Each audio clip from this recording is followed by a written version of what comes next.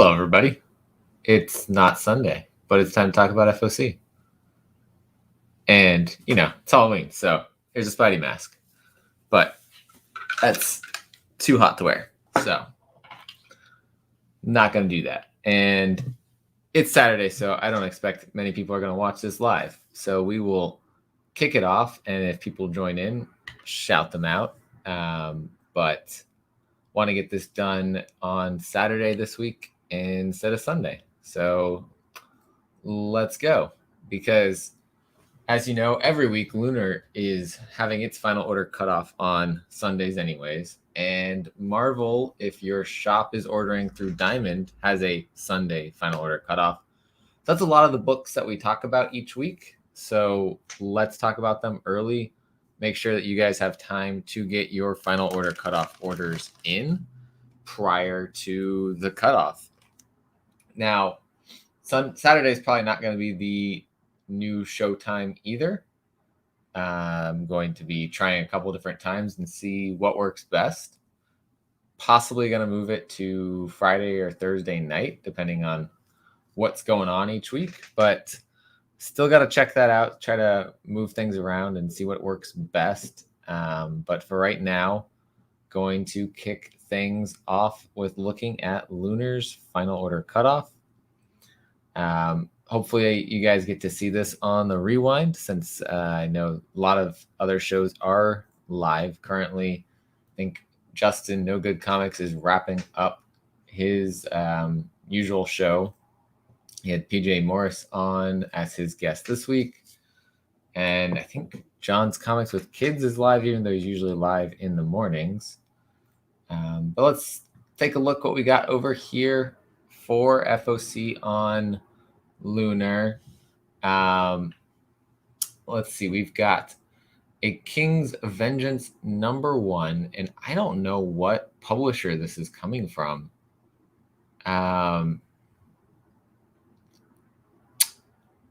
It says it's from the creator of the hit Scout series, Once Our Land, but I don't know if this is a Scout book. It might be. I see SC, that would be Scout Comics, maybe. I could just be making that up. Who knows?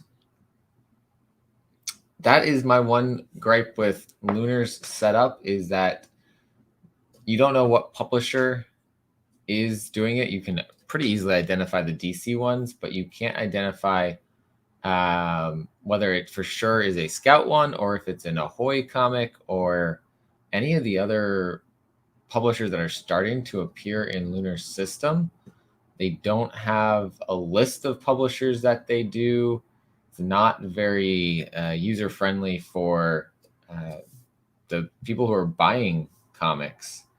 Now, shop side of things, I'm sure it's a little bit easier. They can figure that out. But from our side, they should have a publisher name maybe listed somewhere in that information. But we'll keep moving. We've got Action Comics 1037 here from Philip Kennedy Johnson, Sean Aldridge, Miguel Mendonca, and Adriana Mello. A cover B here by Julian Totino Tedesco. It's a cardstock variant there. We've got a hardcover deluxe edition for All-Star Superman. We've got Deep Target, Aquaman, and Green Arrow #2. Brandon Thomas writing this one, and Ronan Cliquette doing the art here. No cover Bs on this one, but it's interesting to see Green Arrow and Aquaman teaming up here again. Batman Reptilian is coming to an end here. This one by Garth Ennis and Liam Sharp.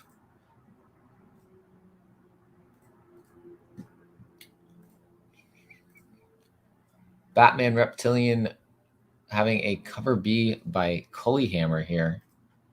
And this crazy Ryan Brown variant, just insanity. The muscles on this beast. All right, we got another one that I'm not sure who the publisher is. The Journey Below from Tony Lee and Omar Francia.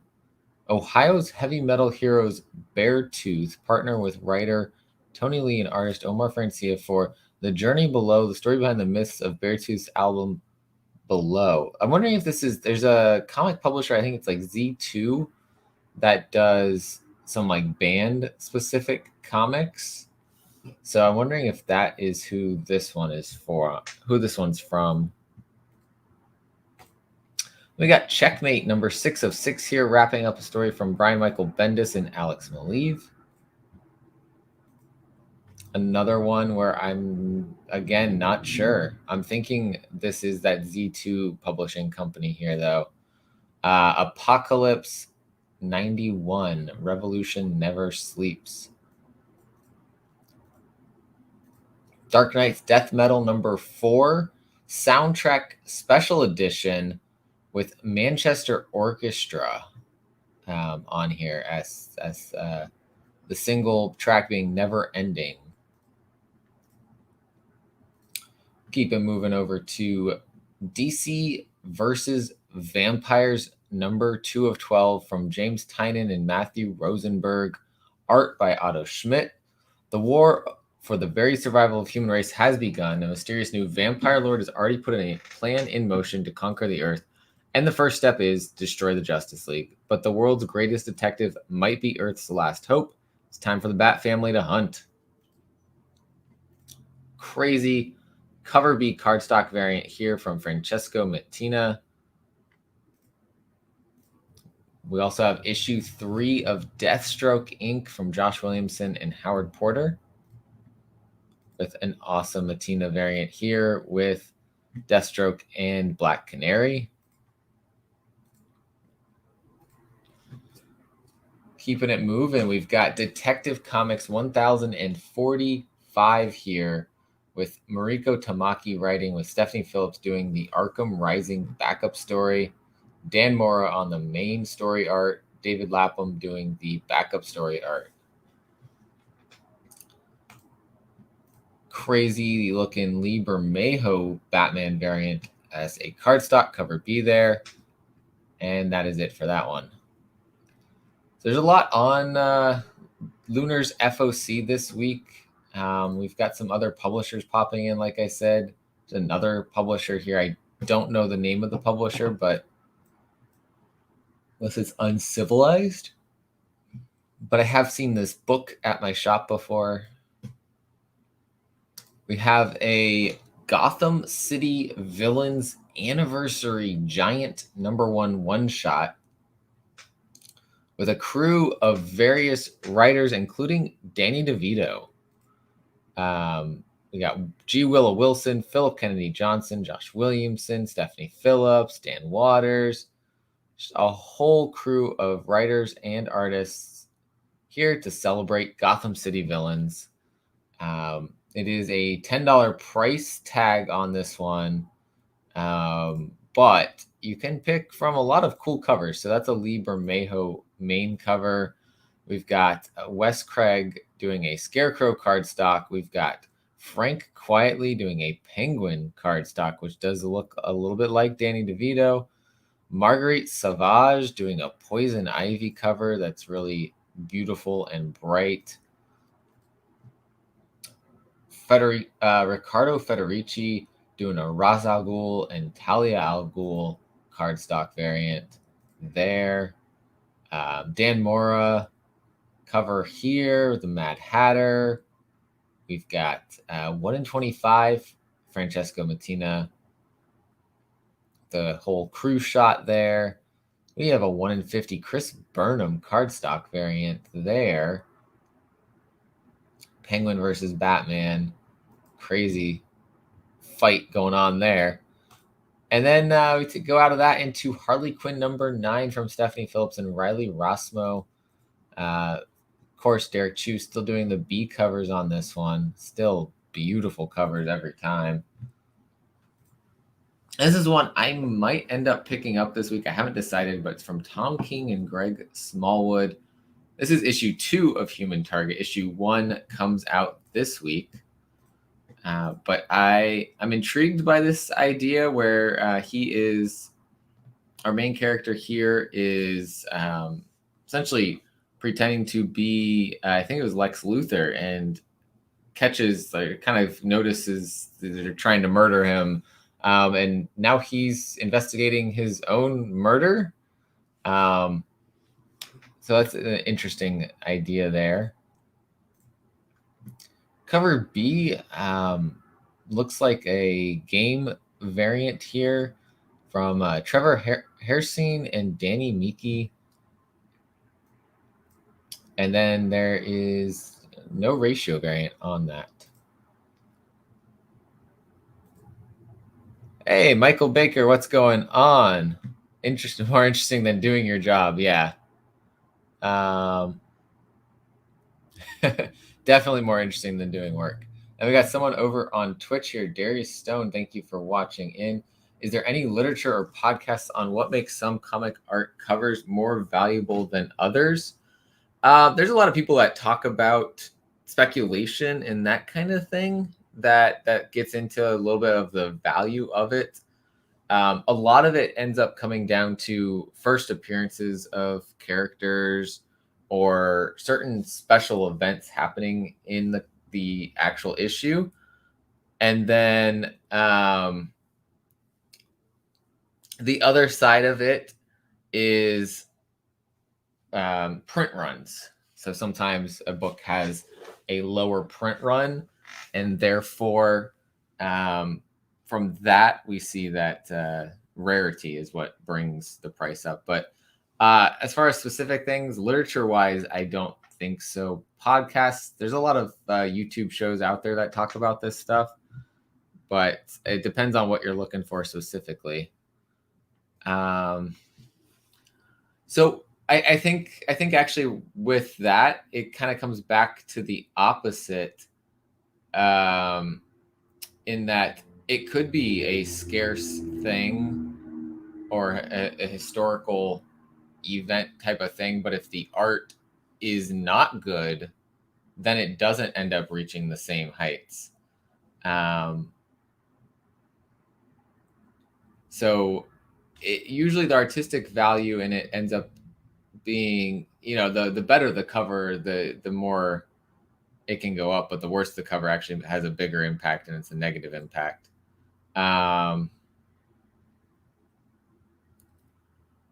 Identify the things that make comics expensive. See if it works with NFTs.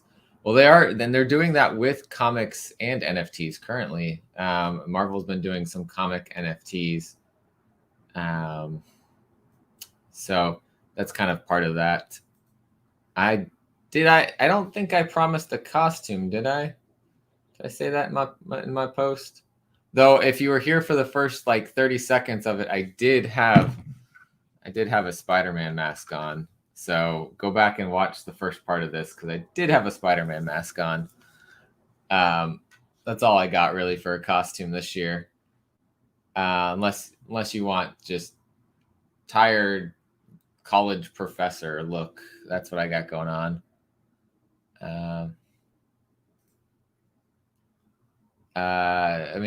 Marvel doesn't give out the copyright to their characters or their comics, but you do own that specific NFTs, from what I understand. I don't know a whole lot about NFTs though, so I would look. I think you could find some channels that, if you search NFTs and comics on YouTube, you'll find what you're looking for. But thanks for stopping by. Spider Professor. No, it's hard to see the screen and be able to read what I'm looking at. But yeah, we'll keep moving here. Icon and Rocket season 1, number 5 of 6 here. We got some local comic shop day books on FOC. DC versus Vampires number 2, getting a foil cardstock variant. Detective Comics 1045, getting a silver foil cardstock variant. And Task Force Z number 2, getting a silver foil cardstock variant. Naomi Season 1 getting a trade paperback here, promoting the show that's going to be on CW. From Scout Comics, we have a third printing of The Recount #1 from Jonathan Hedrick and Gabriel Elias Ibarra Nunez. Highly recommend checking this one out. We've had Jonathan on the channel before. Great guy, and this was a great story. There's rumors that it's been optioned. No confirmation because they can't confirm yet, but one I would check out reading just because it's a great story. We also have Robin #8 this week on Final Order Cutoff from Josh Williamson, Gleb Nianikov with cover art by Simone DeMeo right there. And this Francis Manipal cardstock variant is real sick looking, creepy looking for sure. Sandman Deluxe Edition hardcover, book 5. Scoot Frontiers issue #2. All ages fun blast off in Scoot Frontier, exploring space with all these characters from different Scoot titles. And we got Superman 78 on to issue #4 of 6 from Robert Venditti and Wilfredo Torres with a cover by Brad Walker here. So, of course, this, just like the Batman, I think is 87, coming off of the movies from those time periods. We have a Chris Samney cover for #4. And then we get into a hardcover for Superman Red and Blue. And then, of course, the much talked about Tom Taylor and John Timms Superman Son of Kal-El run here is getting a bunch of reprints. Issue #1 is going to a third print. Issue #2 is getting a second print. #3 is getting a second print. And #4 is getting a second print here. Coming into the home stretch here for Lunar, we've got Task Force Z #2 here from Matthew Rosenberg, Eddie Barrows, and Eber Ferreira. Sick looking Bane zombie thing going on here. There is a Rafael Sarmento cardstock variant for this, and a 1 in 25 Eddie Barrows and Eber Ferrero cardstock variant. This is the one that there will be a foil version of for local comic shop day, so keep that in mind. Teen Titans Academy is #9 here with Tim Sheridan and Mike Norton. Got the whole squad here looking sharp.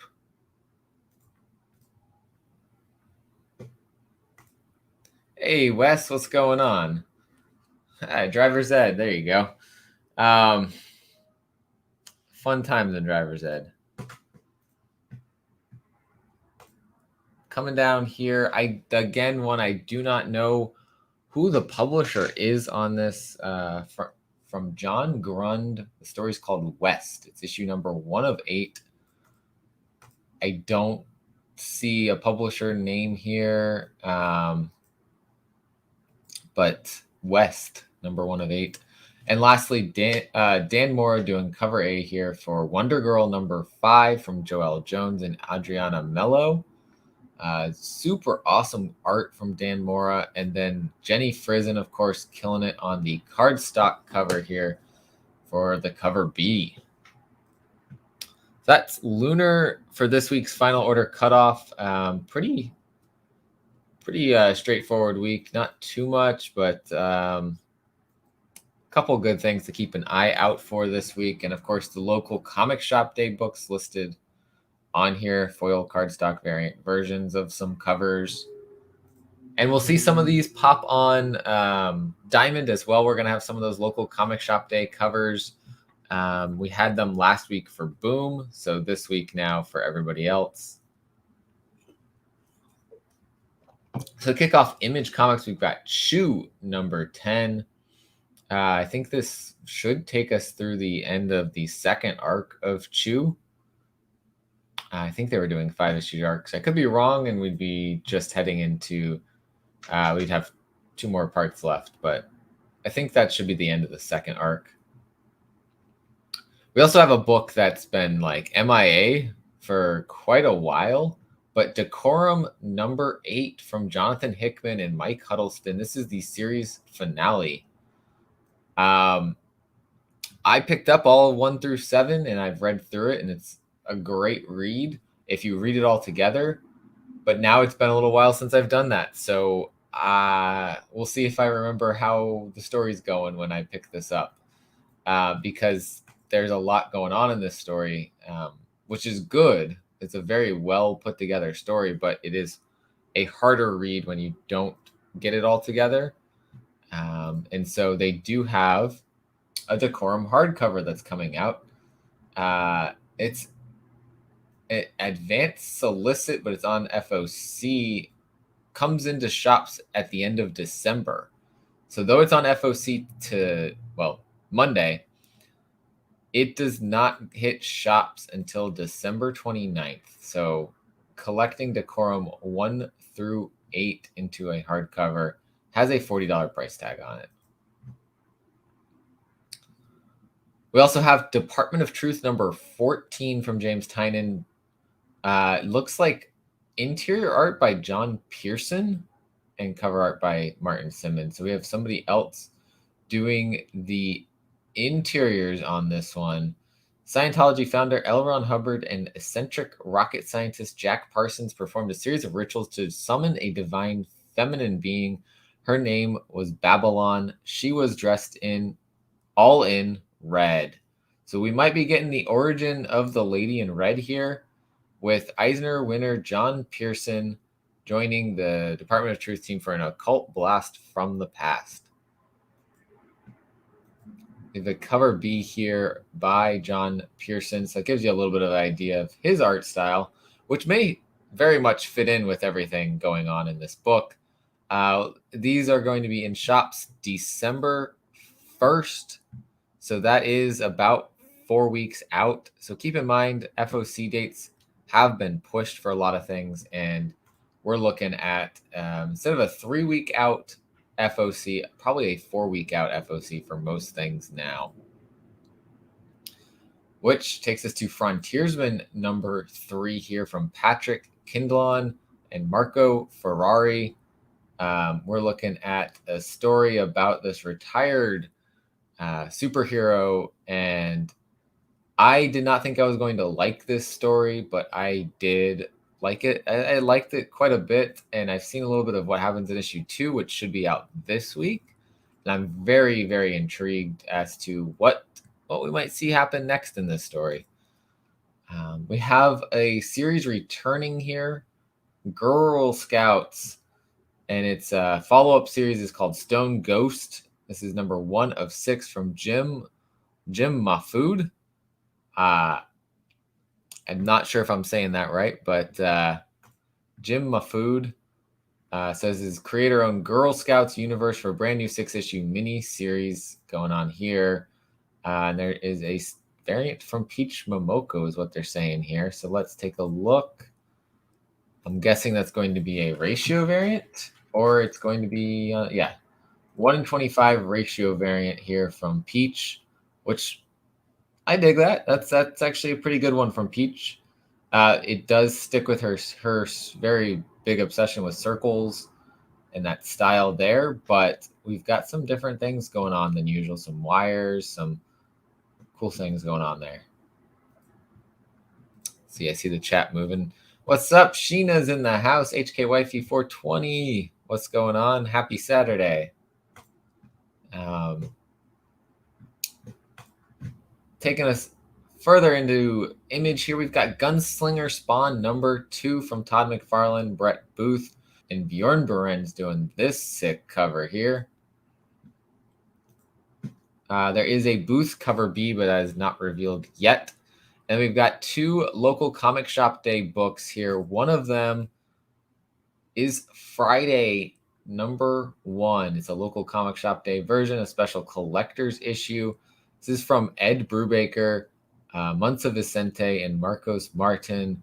This is the first issue of the genre-defying post-young adult masterpiece from award-winning creators Ed Brubaker and Marcos Martin.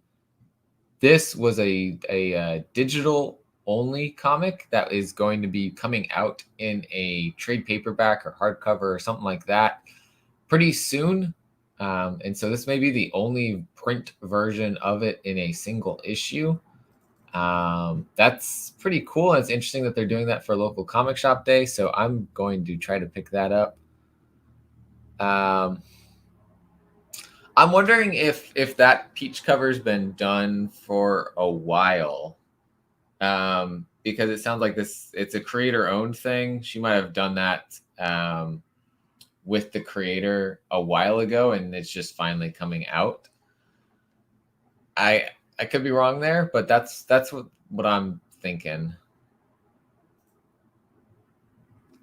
There we go. That's the motivation to learn to drive. Drive yourself to cons. I love it, Wes. And then Girl Scouts, Stone Ghost also has a local comic shop day exclusive variant there. Made in Korea number 6. Oof. It's coming to an end here. Number 5 was crazy. I don't know how they're gonna resolve this issue, this story. I have a feeling it's going to be a sad ending when they do reach the resolution in this next issue, but yeah, it's been a real great story. We've had wholesome, we've had dark, we've had some crazy stuff going on, and I think we're gonna get to maybe a sad ending here, especially given this cover here. Next up from Image, we've got Mirka Andolfo's Sweet Paprika number 5 of 12. Several different covers here, 5 different covers listed there. And then let's see. Oh gosh, these numbers are all over the place for the catalog numbers. There might be ratios, but it's hard to say here.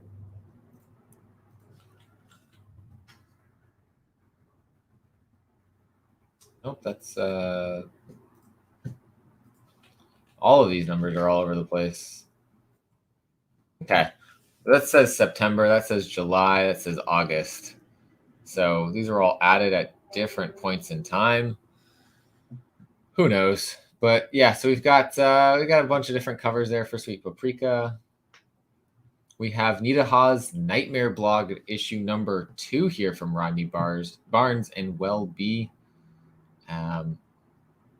Already hearing pretty good things about this, just like Philadelphia was a great story.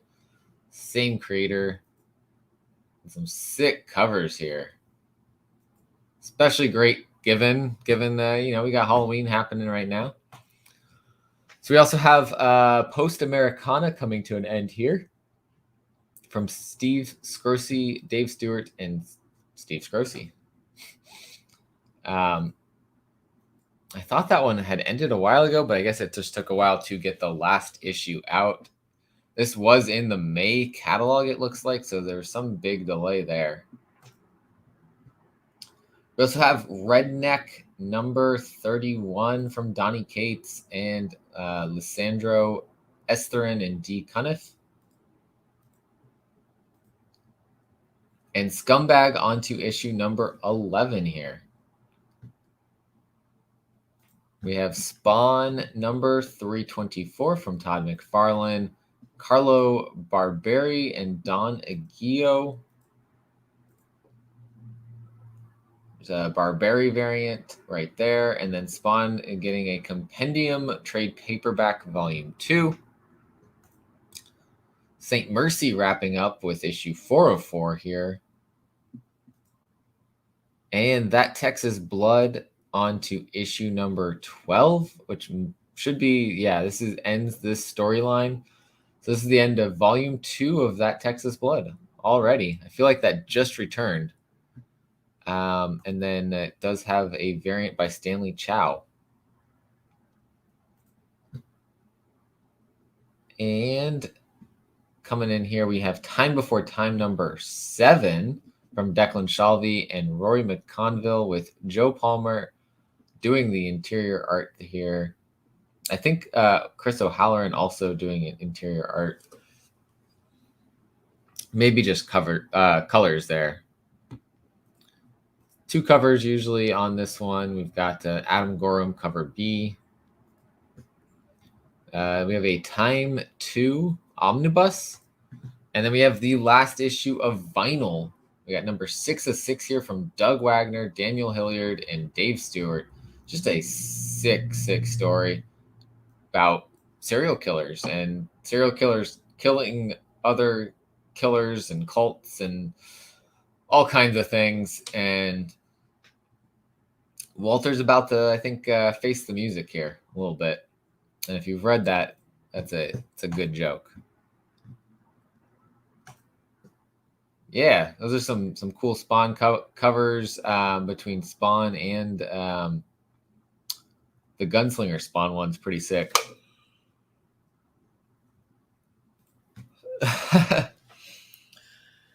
That's all right. This is a Saturday instead of a Sunday, so it's a weird day of doing this. I am not reading Saint Mercy. It didn't sound like it would appeal to me. I don't know.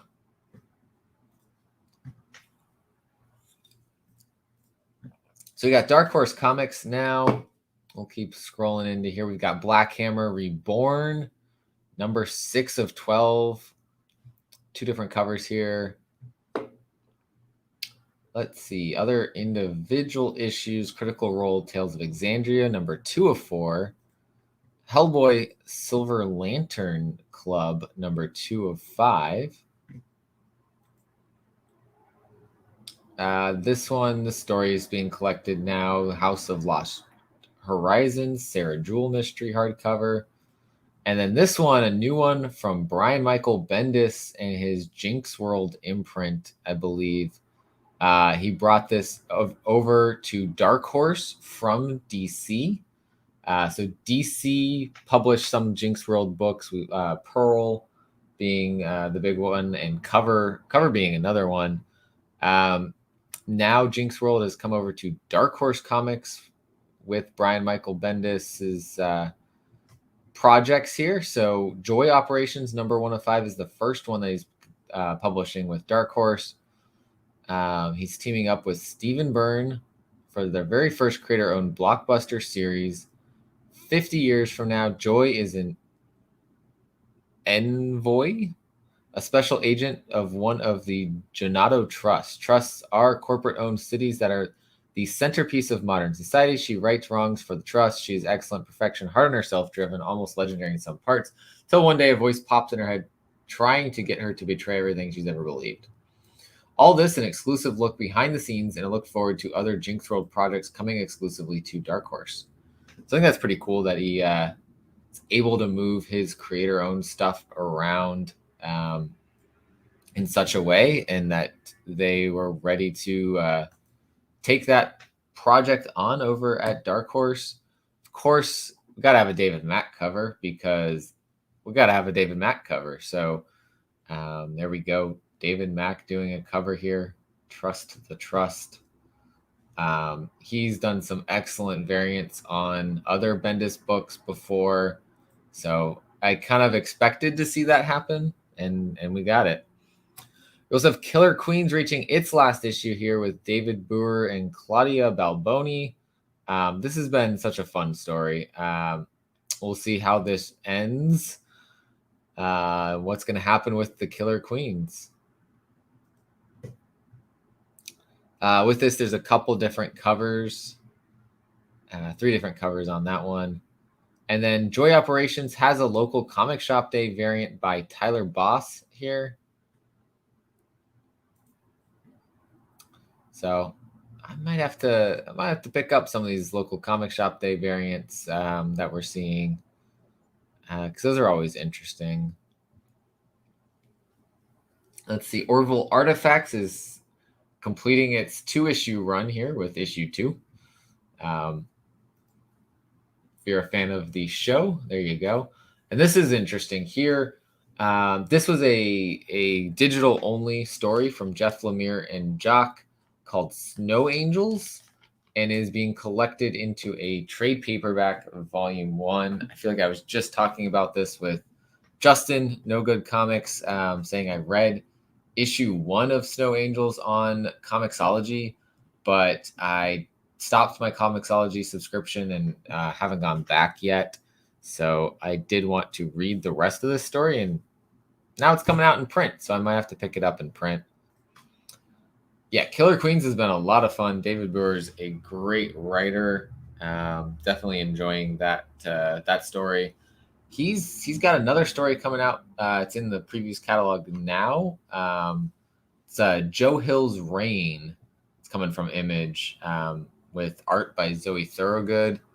And that one I think is going to be a great one to look for and pick up. But it should be January for that story.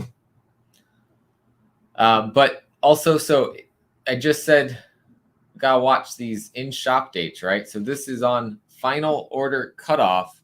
It says in shops February 9th. February 9th. So don't get mad with your shop that it hasn't arrived yet, because it's not coming until February 9th.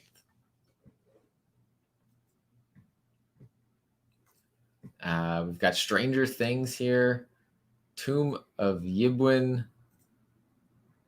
This one is 3 weeks out, November 24th. They're keeping with for their individual issues, it looks like. And the Worst Dudes is getting a trade paperback. It's going to be out in February also. Was a fun and crazy, wild story from Aubrey Sitterson and Tony Gregori. IDW's got some things this week on Final Order Cutoff. Sleeping Beauties, number 8 of 10 here.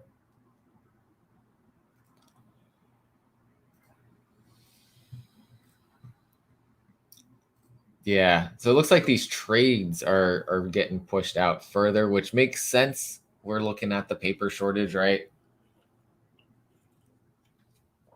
Single issues might not be as big of a problem to get the printing done as well as they need to. So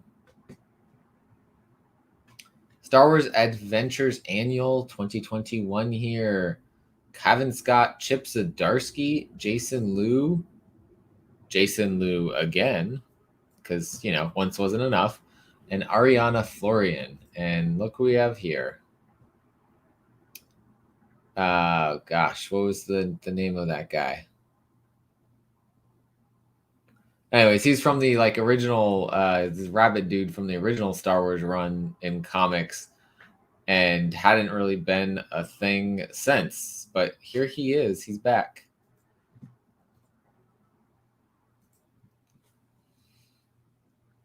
Yes, Wes, that is it right there.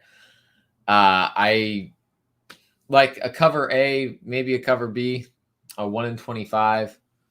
Like there are ways to help with this paper shortage.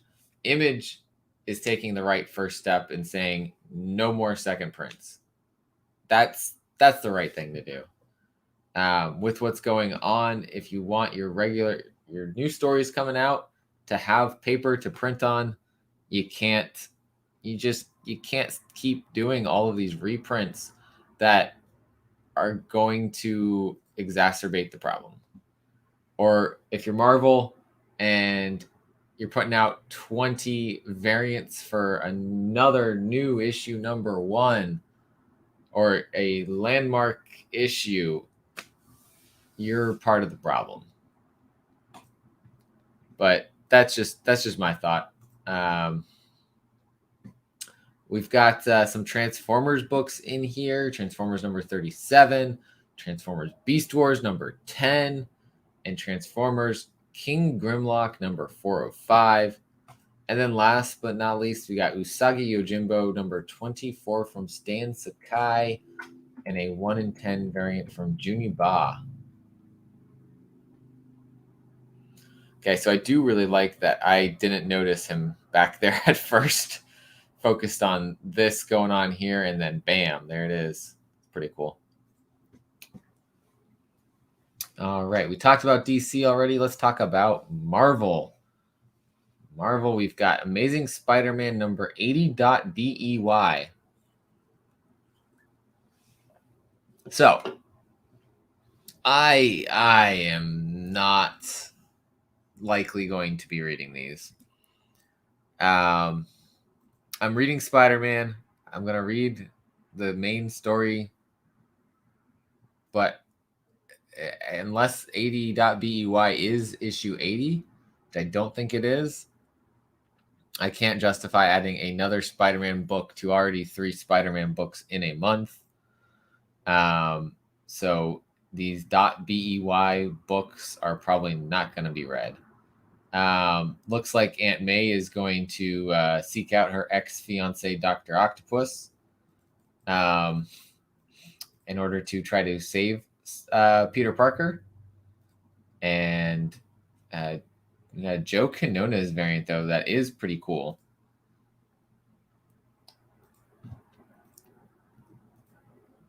What's up, Jason?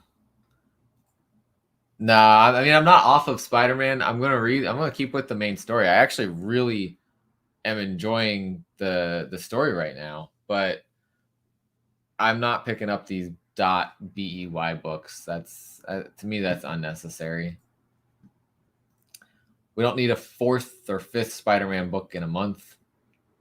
This looks like it's going to be interesting, though. We got Saladin Ahmad, the Miles Morales writer, hopping on issue 81. So what do we have? I think we had 75 and 76 were one writer. So 77, 78 are Kelly Thompson. 79, 80 is going to be a different writer. So, 81 here, Saladin Ahmad, Carlos Gomez. They're going to take over. Arthur Adams doing the art here. Beyond Corporation paid a lot of money for the Spider-Man trademark and does not take kindly to an unlicensed Spider-Man running around Brooklyn. So it's up to Ben Reilly to take Miles Morales down. There's a Devil's Reign villain variant, and then there's this awesome cover here from artist DEYN, Dane. I think that's better than the cover A, honestly. I'm still not sure how I feel about this whole thing Miles has going on. But I like the character, so. We've got Avengers Tech On number 5 of 6 here. Actually, let me see something here. See if there's any ratios for 81. No. But this does confirm Saladin is the writer come issue 82 here also. Black Panther number 2. I don't think number 1 has even hit shelves quite yet, but we know Alex Ross is doing the main covers for this. And that's interesting. He doesn't do a lot of white background like that. That's awesome. But John Ridley and Juan Cabal writing this story. There is a Miles 10th anniversary variant on this too. This one from Ken Lashley. Liefeld Deadpool 30th anniversary variant. No art yet. A Kale New Devil's Reign variant. No art yet. And a Scotty Young variant. No art yet. Conan the Barbarian number 1 getting a facsimile edition. And then we have Death of Doctor Strange Blade number 1 from Danny Lore. Yeah, they can make it look really cool or really, really bad. So, yeah. See, that Ken Lashley didn't stand out. Ken Lashley does some good art, though. This one, art by Dylan Burnett and Boss Logic doing the variant cover here. I think Danny Lore is also writing a vampire story for Vault Comics coming up, so that's pretty cool that they are also getting to write a story here for Blade, fighting off against some vampires.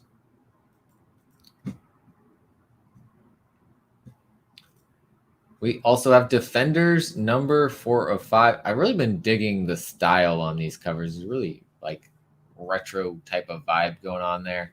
From Javier Rodriguez, Al Ewing writing this story. Before there were gods, there were marvels.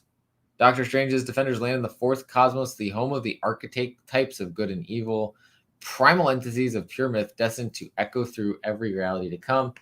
As the desperate Dr. Zoda attempts to harness their power and to rewrite all existence in his own hand, examining the truest origins of Marvel Multiverse in a cosmos colliding epic you'll have to experience to believe. I've been hearing great things about where Defenders has started out at. Peach Momoko's series of stories is coming back here with Demon Days Rising Storm number 1. There's no calm before this storm. Mariko Yoshida's journey through the mysterious forces of Kirisaki Mountain has brought her face to face with strange and terrible creatures, but she's about to be tested like never before when she crosses paths with literal gods. You won't want to miss this electrifying showdown in part 4 of 5 of the Demon Days saga. So it looks like we've got Thor, we've got Storm, and I'm assuming that looks a little bit like maybe Scarlet Witch, right? I'm not sure. That's my guess there. There is a variant we don't have art for there. There is a Alex Garner variant here with Storm and Thor. We have a variant here with Storm and Thor. We have Demon Days X-Men Creators Cut number 1 there.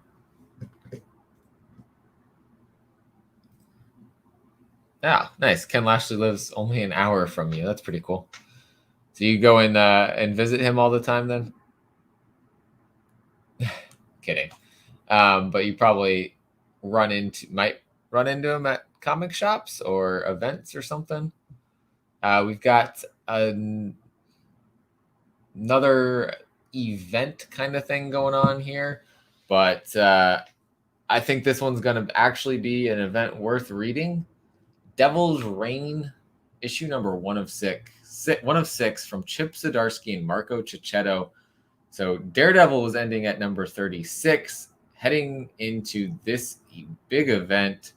This has been building up and up and up. Wilson Fisk went from kingpin to mayor of New York City and is going to be bringing his full criminal and political power to bear on the superheroes who call New York City home.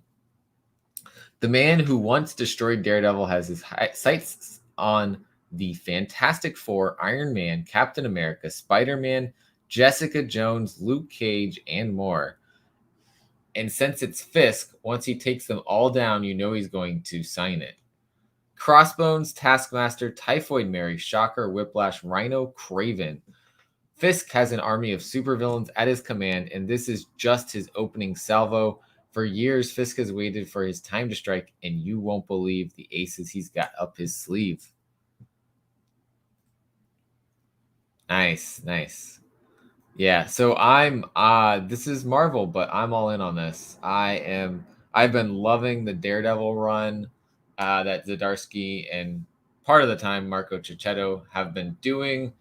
I'm excited to see this. There's going to be some Nick Bradshaw connecting variants. I may have to get this Scotty Young variant because that's pretty cool, and that's the Elektra Daredevil right there. A red blank variant, a Momoko variant. No art on any of these. There's going to be a ratio hidden in here. John Romita Jr. variant, but no art on that yet. That's one of the ratios. And then I bet there's one in here. In Huck Lee. Oh, gosh. Oh, that is good. Yep. All right, Marvel. you got the right artist there on a ratio variant. Hopefully that's not a huge ratio so I can get it, but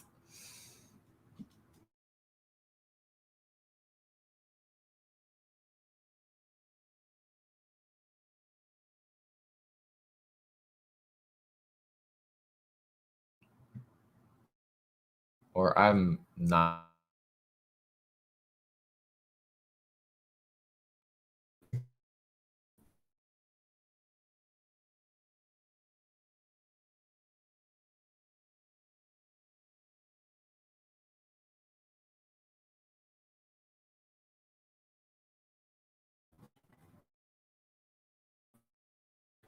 If you're watching, can you?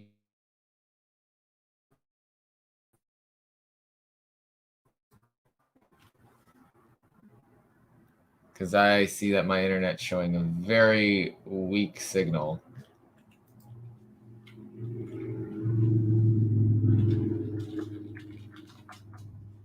See if that comment goes through.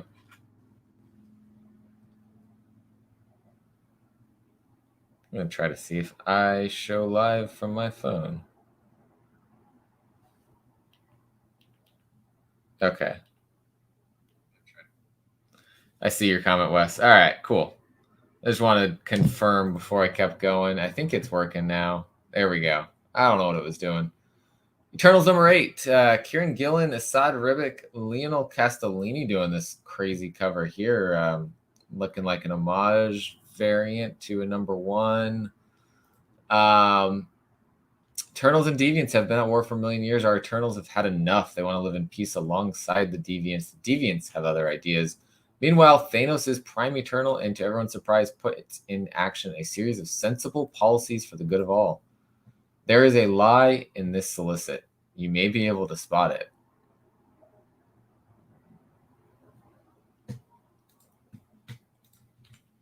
There we go. I thought you had a stroke. Yeah, it was probably stroking out a little bit on the internet there. It's all good. But shout out to Hyper Combo Comics who's in the chat here. I am just bringing the madness today, doing FOC on a Saturday. It may actually end up just not being on Sunday ever again. I haven't decided when. I'm going to try out a couple times, see what works best. It seemed like when I did it earlier this afternoon, or where I started this afternoon, wasn't the best starting time point given some other shows that were going on still. So I'm going to keep moving it around until I find a time and date that works pretty well for viewers to be able to listen in and to be able to go through everything on their FOC and be able to submit it. But Sunday's not the best day for that anymore, given the due dates of some FOCs now. I think it's best to move it away from Sunday. Plus, with football on Sundays, I mean, we have football today too, college football, but I feel like more people are watching NFL football. So just, moving things around. Yeah, Hellions number 18 here from Zeb Wells and Z Carlos. There is a Momoko variant on this, which that's I feel like I've seen a cover like that by her before. But we do have a Philip Tan variant as well. And then Hulk number 2. So we know Hulk number 1 should be coming out very, very soon.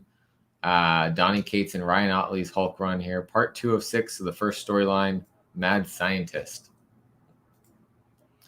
With that, looks like we have if Hulk looking like Kingpin here. Yeah, Devil's Reign villain variant. So Hulk's looking like Kingpin. That's pretty cool. King the Conqueror, last issue here, 5 of 5. Mike Del Mundo, of course, with the crazy art as always. We got some melting clocks and a melting king. We also have a scan variant right here. I don't know who that other character is, but it almost looks like Rogue a little bit.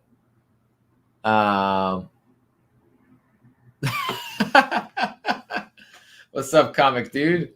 Yeah, I posted a little bit earlier.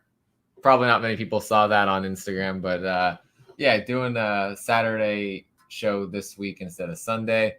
But again, probably not doing Sunday shows ever again for FOC, just because I feel like where all of the deadlines have moved to, it's not helpful to do it on Sunday. We also have Khazar, Lord of the Savage Land, number 4 of 5 here. Best Kings cover of the series. The Del Mundo one or the Scan one? Which one are you loving, Wes? Let's see what else we got. Marvel previews. Spider-Man, Miles Morales Spider-Man number 33, tying into Beyond right here. Events of Amazing Spider-Man 81 open up a can of worms and send Miles and Shift on a quest that will have dire effects on both of them. What does this mean for Ben Reilly? Keep reading, true believers. There is I'm guessing Inhuck Lee. Inhuck Lee, Devil's Reign villain variant here. So all the villains variants haven't been popping up with the art. Not sure why. Moon Knight hitting number 66. The Del Mundo, the Melting King variant. Rainy Saturday afternoon FOC. There you go.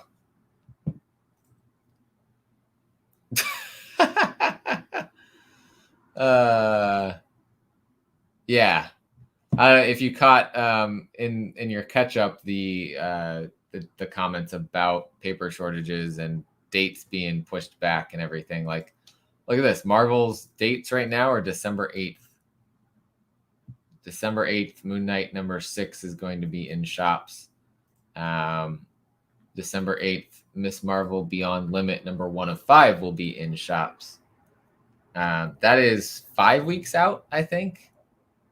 So that's quite a distance there between FOC date and publishing date. We have a Momoko trading card Stormbreaker variant here. Like Terry Dodson's doing a ratio variant for this one, and then there's a Scotty Young variant that's going to be in here. It's the only problem with not doing this on Sunday is more of the art isn't in here. Further away from Sunday you go. There's a Rizad Devil's Reign variant there. I'm going to check to see any of these other ones also. See, the Hulk number 2 is coming out December 15th, even further out. Devil's Reign coming out December 1st. So we have a range of December 1st through December 15th for the Marvel release dates here. Just skipped the Marvel stuff. Yeah. Except Star Wars. Well, we're headed into that in a second here. Savage Avengers 27. Somehow Savage Avengers still going. Just crazy. Oops. Click. What do we got going on here? Magic, Wolverine, Doctor Doom, Doctor Strange. I'm not sure who that is. Is that Black Knight? And of course, Conan being the main one tying this all together. Star Wars Darth Vader number 19. The real dark cover there from Ryan Stegman. Ryan Stegman drawing Darth Vader here. Okay. Daughterman variant and a Sprouse Lucasfilm's 50th anniversary variant. We also have High Republic number 12 here. Phil Noto on this cover. Got Kevin Scott still writing and Georges Janti doing the interior arts on this one. The hunt for Lorna D continues. There is a McCone variant for that as well. And I'm betting I don't know if they're still doing these, but there were 1 in 25s. Yep. Casper Wingard doing a 1 in 25 on issue 12 there. Strange Academy number 14. 13. 13 comes out this week along with the Death of Doctor Strange tie-in for Strange Academy. Scotty Young, Humberto Ramos just been killing it with this story. They say this is it. This is the issue you'll be looking back on 5, 10, 15 years from now. See the future of Strange Academy in the Marvel Universe. You won't believe your eyes. So there's an Arthur Adams character spotlight variant. It's going to be on there for this one as well, just like always. And no ratio from what I can see. The Thing onto issue number 2 of 6 here. Walter Mosley and Tom Riley putting this one out. There is a Kevin Eastman variant. Okay, Kevin Eastman, I see you. Kevin Eastman, The Thing variant there. Pretty cool.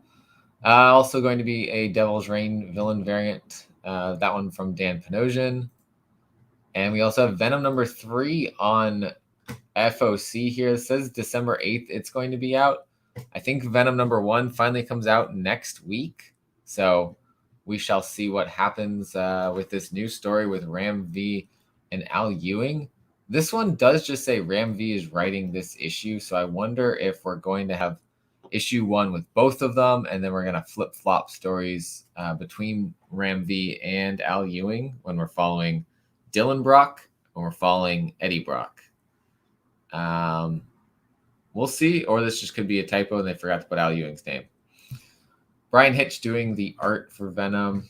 There's a Devil's Reign variant. There's a John Boy Myers variant for Venom 3.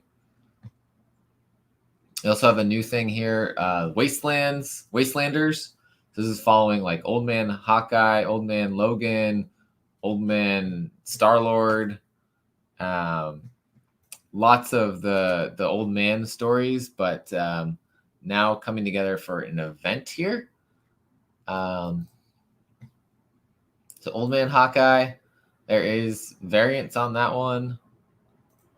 Wastelanders Wolverine. Of course, Old Man Logan here.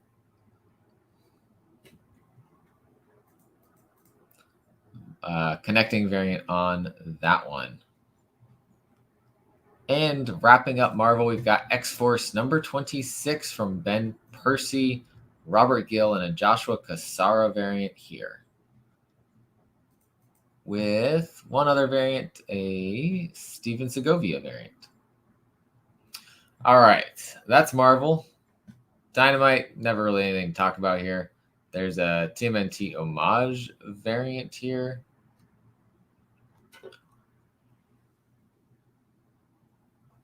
Or TMNT homage variant here. Guess that's the theme of the FOC for Dynamite is TMNT homages. Yeah, given his previous Venom variants, I'm interested to see what that comes out to look like too. What's up? Comics Talk Weekly. Phil is in the house. Let's see. We got Dune House of Atreides number 12 of 12 here, wrapping that up. Now that I've watched Dune, I am curious about this story a little bit more. So I might have to pick up some trade paperbacks and give it a read. I don't remember if this is supposed to take place, if this is a prequel. I think it is. I think it's a prequel and setting up the House Harkonnen versus House Atreides problems. But yeah, Dune was really good. No spoilers or anything with it, but very, very well done. I still haven't read the book, but from what I've heard from people who have, it's very accurate, at least to the intentions of the book. And it's only half the book in the first movie, and so setting up the second movie, which has been confirmed, thankfully. Otherwise, we kind of left with lots to resolve and never getting it resolved. But the big one on FOC for Boom Studios this week is House of Slaughter number 2. James Tynan, Tate Bromble, Werther Dell'Edera, and Chris Sheehan doing the cover art and I think colors on the interiors. Of course, we're following Aaron and his roommate, the mysterious transfer student Jace Boucher. So he is trying to show his loyalty, House Slaughter, through a binding ritual, a ritual that few survive. And we also know that in the future, Aaron is hunting him down. So something happens in that time period, and maybe makes him Aaron, who he is later on, being. Oops, I was trying to type one. What we see in Something's Killing the Children. This is the cover B from Werther Dell'Edera. There's a cover C, which is a blank sketch variant with blood on it. There is a 1 in 25 foil version of Dell'Edera here. And more interestingly, this 1 in 50 from Odd Koch, which has Jace and Aaron on the cover, I believe there. It's a pretty cool cover. It's an interesting little abstract, but pretty cool. There is a 1 in 100 as well from Ryan Sook, which is a great cover, but is a 1 in 100. And there's an unlockable variant, which is the version of cover A. So again, we have a lot of reuse of cover images here for the different covers for House of Slaughter, just like in issue number 1 for this. So take your pick of covers. Try not to go crazy with them. Like we were talking about earlier, if there weren't so many variants, maybe we wouldn't have issues printing other comics and having delays. Because less variants, the less books people are going to buy. But that, again, I know hurts the company's profits from the story, right? Because they're not selling as many books. So it's all a balancing act for the companies in terms of being responsible and still making the money that they need to make. So let's see what else we got here. In the bottom section are more indie titles here. We've got Campisi, The Dragon Incident, number 4 from James Patrick and Marco Locati and Fran Galan on this cover. The dragon, I'm going to go with there saying the dragon shit has hit the fan. It's all but certain that the dragon is going to destroy Green Village, and the people who couldn't or wouldn't leave the neighborhood are going to die. Sonny Campisi has one last desperate chance to save his home, but he's going to need help from the most unlikely source. So I don't know if this is the last Campisi issue or not. Let's take a look. Yes, I think this is the last issue for Campisi. I'm going to wrap up in 4 issues. We also have one from, and I'm actually surprised to see Red 5 Comics on here, but I'm happy to see Red 5 Comics on here. Carriers number 2 here. Ben Ferrari, Erica Heflin, and Jim O'Reilly and Elias Martin. Carriers face their toughest test when a gang of bloodthirsty seagulls descend on New York City, looking to loot the city's garbage as they search for a lost artifact of power. Must be careful not to forget the armies of the Croc King still waiting for them to make one mistake.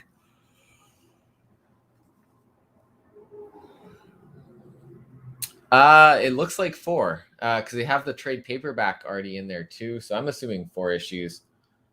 Because I think also James Patrick did what was it? The Kaiju one. I don't know. The other one they did with Aftershock with Kaijus was 4 issues. So I think it's probably just following that same model, 4 issues. All right. But yeah, this one, issue 1 of this should be coming out probably next week or the week after. And here's issue 2 on FOC already. Essentially, it's these pigeons in New York City going on these adventures, but then at the end of the day, is it all in their head that these adventures are occurring, or is it actually occurring? I'm really digging the art on the interiors on this, and yeah, seems like a pretty cool story. Kaiju score, thank you. Kaiju score. My brain could not get score out. Kaiju was coming out. Yeah, spiritual successor, but not an actual one, because we got dragons instead of kaijus.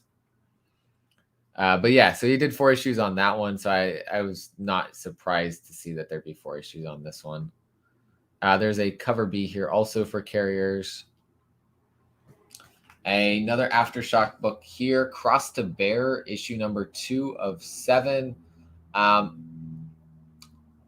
thought issue 1 could have been more than it was, but I liked it still, and so I'm going to give issue 2 a shot. This is in shops November 24th. So yeah, I mean, I enjoyed it enough to give another issue a read here, but I don't think it was exactly what I was thinking it was going to be. This one, I always got to shout this one out. We had Pat Shand on the channel before to talk about Destiny New York and some of his other books that he's kickstarting within the Destiny New York world. We've got Rossi Comp listed on art, and that looks like that's correct now. Beautiful cover, though. Absolutely beautiful cover there, and such an immersive, magical world that's being built up in Destiny New York. This one I thought for sure they forgot about. This one is Devil's Due is the company that makes it. And I read Encoded number 1 a long time ago, and I really enjoyed it. And I kept waiting for number 2 to come out, and waiting, and it had said in shops in June. And here it is. It's now on FOC, and it's going to be in shops November 24th. So, wow, that's quite a delay. I think this originally, issue 1 came out in May or April. Here it is. There's looks like 2 covers here that they threw into one solicit spot, so I don't know how that's going to work. But there was another thing where the second cover was harder to get, harder to find, and it became worth something because of scarcity, and it was a good cover. But there, we will see what happens with issue number 2. People have probably forgotten about issue number 1 by now. Fight Girls number 5. I think this is the last issue. Yeah, 5 of 5 from Frank Cho and Sabine Rich. 10 women, 4 challengers, 1 crown. Winner rules the empire. So that is going to tell you who won. We also got Good Boy number 1 of 3, a new book from SourcePoint Press from Garrett Gunn and Christina Blanche, and Kit Wallace on the art, Nick Bradshaw on the cover art, which is sick cover art there. I'm very excited for this one. Set in a world where humans and dogs are equals, Good Boy is a thrill-packed treat for anyone who loves action, dogs, and good stories. Flint Sparks and his human John, both former mercenaries, have settled down in a quiet retirement from an industry where the job is supposed to be forever. But unlike anyone before, they found a way out. However, this new life filled with peace and joy is not to be. In the dead of night, some of their former colleagues who disagree with their decision to retire break into their home and murder John, leaving Flint alive in the bloody aftermath. That was their first mistake. Don't worry, they haven't seen anything yet. So, Flint Sparks, which it's a great last name for the dog. I feel like I like that personally. We've got a Francisco Francavilla cover B here on this. SourcePoint doesn't do ratios to my knowledge, but sure, I'm not seeing anything there. This was a Kickstarter, and it had a bunch of covers as well. I did back it for cover A. I don't know when I'm supposed to get that. Have not done it yet. Yes, definitely a John Wick vibe, right? But the dog goes hunting the killers instead of the human. There were some crazy exclusive variants that have already come out for it, or at least pre-sales for them. There was a Matrix variant that was sold from Trinity Comics. It sold out like right away. But yeah, this is which, you know, a Matrix variant. Okay, so now we've got Keanu Reeves, and now you're thinking back to John Wick. Yeah. Human Remains issue 2 was, for me, just as good as issue number 1, which was phenomenal. Peter Milligan and Sally Cantorino. Things are just getting crazier and crazier in this world where they can't show emotion, or these monsters just appear out of nowhere and kill them. But apparently there is a town where there have been no attacks. And so someone's going to go check it out and investigate. There's a Josh Hickson cover B on this one. Hi, John. What is going on? Happy Saturday. That takes us into the last book you'll ever read, number 4 from Colin Bunn and Layla Lace. Every stop along Olivia Cade's book tour has summoned new threats, but the true predators who stalk the night with tooth and fang all protect their profit. And what is Connor Wilson if not Olivia's protector? So these are vault books here. Human Remains, last book you'll ever read. This one with a Jen Hickman cover B. There's a black bag variant here as well. It looks like we have a local comic shop day. Chuck D presents Apocalypse 91 number 0 here from Z2 Comics. So that answers the question. There was a Chuck D presents Apocalypse 91 over on Lunar, and that answers it is Z2 Comics. Cool. All right.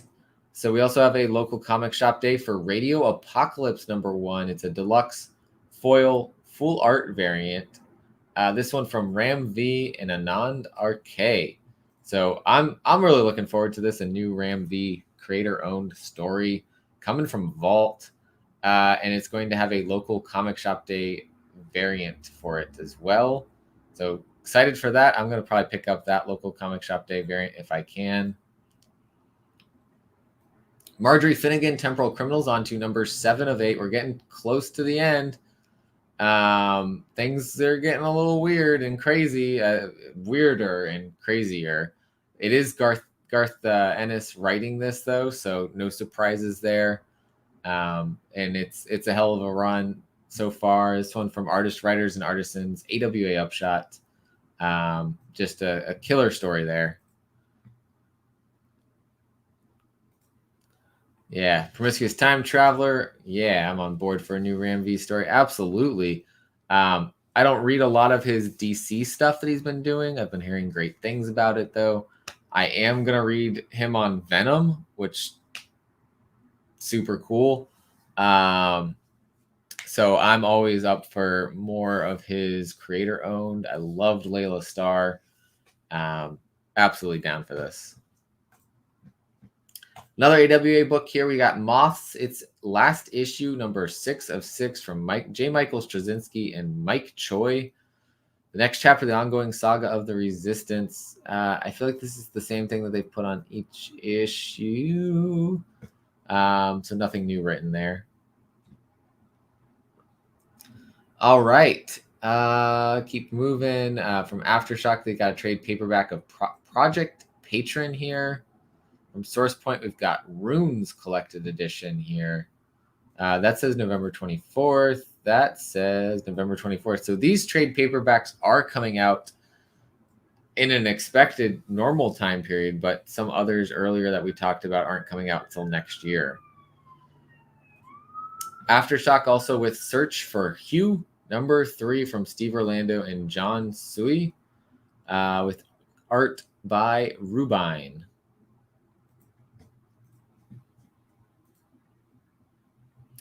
Space Pirate Captain Harlock number 6 already from Ablaze. Somehow we've made it to number 6 on that. Lots of cool covers there. We've got from Black Mask Comics, we've got a hardcover of Volume 2 for Space Riders, Galaxy of Brutality.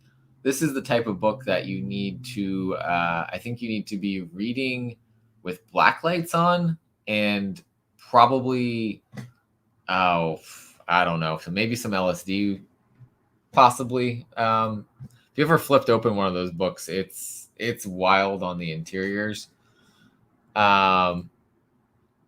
You know, I haven't gotten down there yet, but I don't think it was.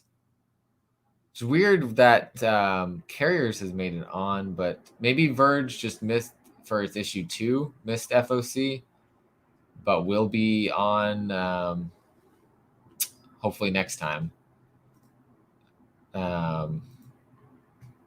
Maybe, like I said, probably issue 2 didn't make it to the FOC if they've started adding Red 5 on, but maybe issue 3 will be on.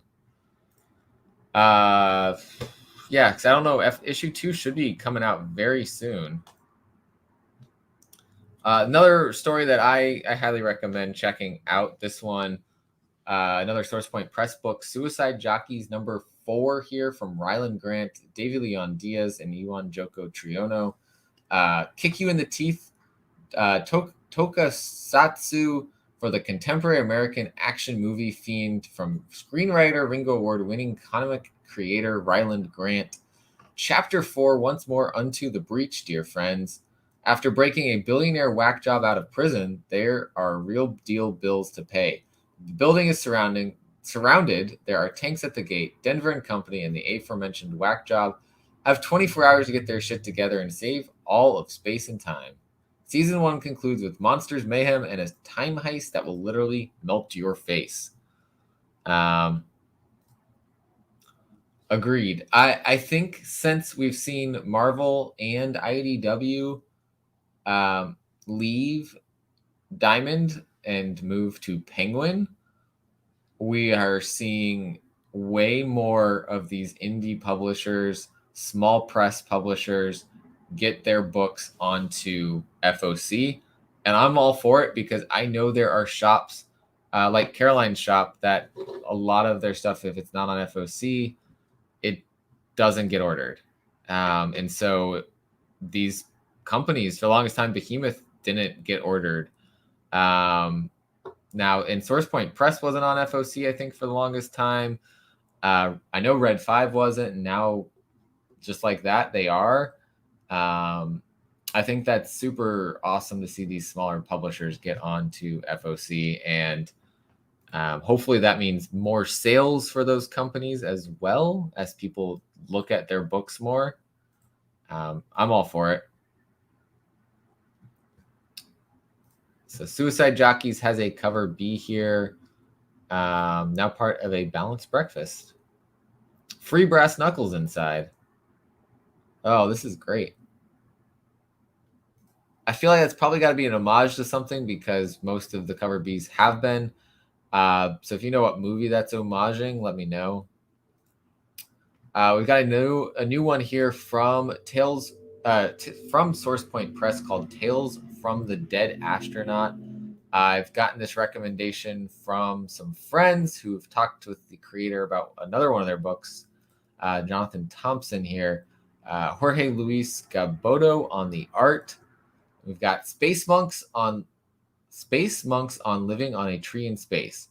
A shape-shifting rock star conducting the most explosive press conference you've ever seen. A megalomaniac man of steel who leaves horror in his wake. It's amazing the things you'll see in space when you're a slowly decaying astronaut with nothing tethering you to Earth. Sounds like different little stories that this astronaut seeing just kind of floating around. And let's see. I don't know if anybody's picked this one up yet or not, but Winchester Mystery House, number 2 of 3. Joshua Warner and Dustin Irving. I'm not reading this one, but it looked like it could be an interesting story going on here. All right. That takes us through everything on Final Order Cutoff. Anybody in the chat have any questions about Final Order Cutoff or books that you missed or anything like that? Drop them in the chat before we close things. I'm just scrolling through while I'm on here. This week looks like coming out, second issue of Arkham City, The Order of the World. I'm looking forward to that. It's Dan Waters and Danny, and Batman 116 is also coming out. Anything else I'm picking up DC this week? Let's see.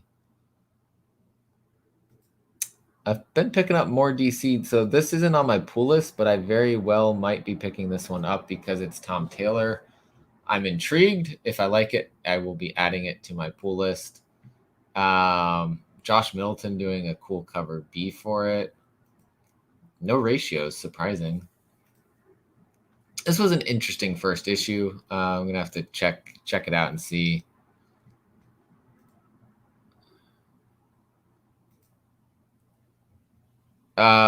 No.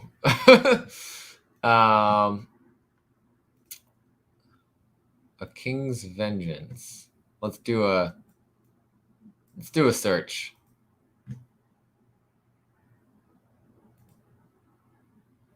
It's a Scout book. It is a Scout Comics book. It doesn't look like a Scout book.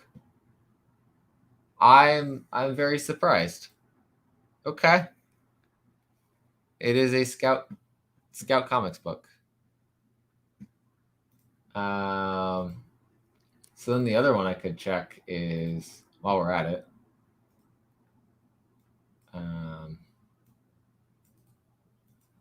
let's see what happens here. Yeah, I figured that was not going to find anything.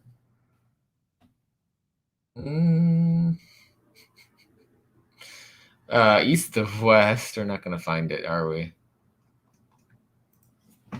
Comic, Lunar.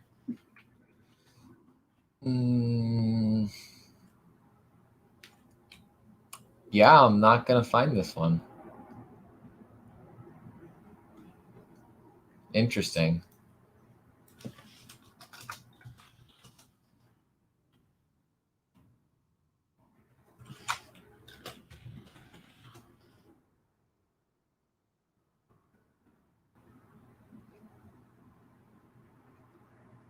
Well, it looks like, so if I was right on the fact the product code had SC Scout Comics, this is UB.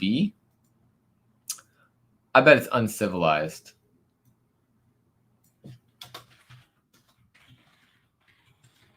Uncivilized Books, maybe? Yep. Well, there we go. So that's a publisher I was not even aware of. I've seen this one, Ginseng Roots, before. But yeah, there we go.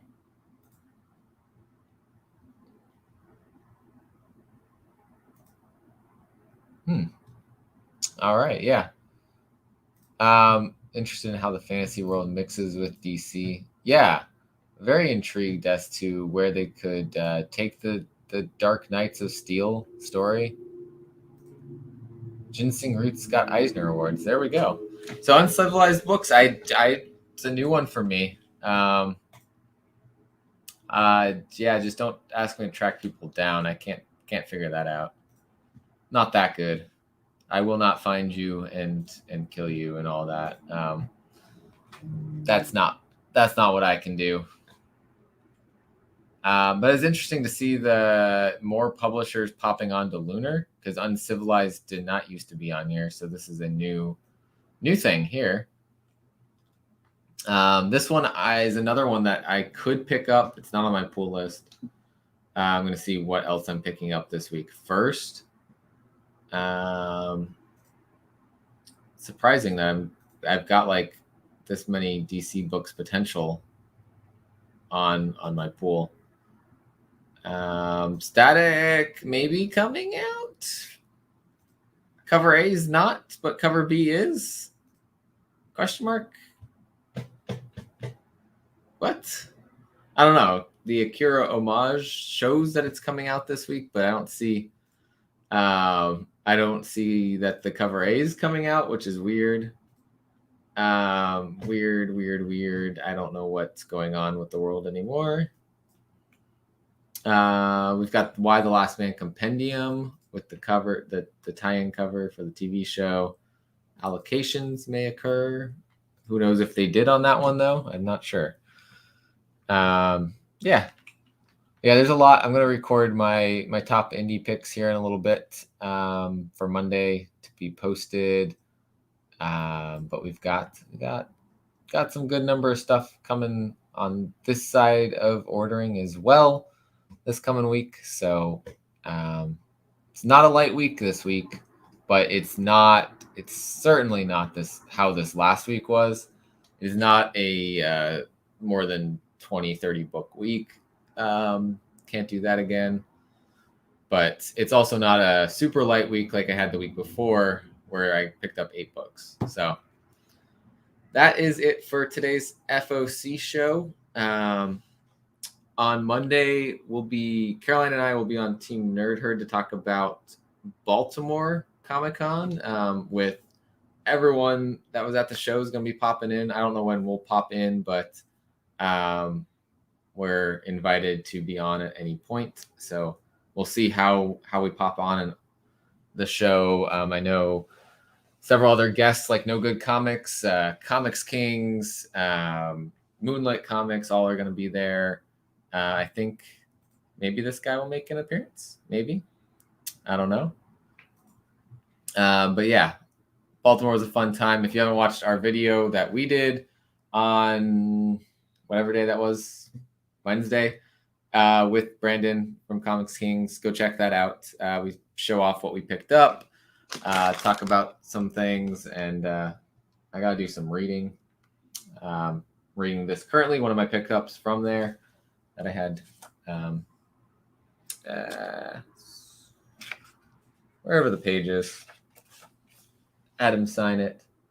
But this is a super cool story so far. So I'll keep reading this one, which is DC Black Label. But thanks everyone for watching. Haven't got DC in 2 weeks. Scared how many books I'll have this week. Yeah, I've been reading more DC recently, so I'm happy about it. I'm enjoying the stories. But yeah, enjoy your weekend, guys. Happy Halloween. Here, we'll end with the Spider-Man mask. We started with the Spider-Man mask. There we go. See you guys later. Happy Halloween. As always, collect what you love. See you next time.